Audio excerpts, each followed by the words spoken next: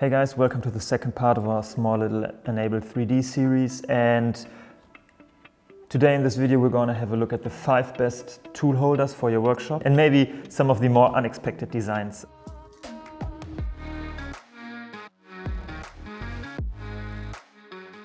If you go to our shop, you already find there around about 86 today, is it? I think 86 designs, and the question is which are the ones you don't probably need and what are the more cooler ones, and today we're going to have a look at the coolest ones, I promise you, and let's jump directly into it, starting with number 5.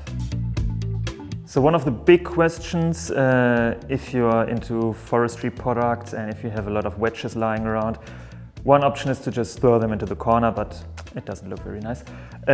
So what we came up with our 5th coolest design is our two-piece holder for splitting wedges, and it's a really cool solution. You can put them to the wall, you can adjust them based on the length of your wedge, and you can place them really nicely, neatly inside, and can take them easily out. Nothing gets dirty anymore if there's still a little bit of wood on them or something, and you can just put them perfectly directly into your workshop. Number 4. If you're really into woodworking, you probably have a lot of chisels lying around, and our nicest solution we came up with is to store them vertically, perfectly at your wall. You can really nicely take them out, use them, put them back, and it saves a lot of space instead of putting them into the drawer. And it's a really nice solution. We've got it for 4 pieces. We've got a slightly bigger one for 6 pieces, I think. And basically, it's easy, it's good. When buying ratchets, you very often find them with sockets or extensions in a small set, and the problem is always how to keep them, how to not lose everything. And you find in our designs many variations and for different sizes of designs to put everything nicely together, save space, and have everything accessible whenever you need it.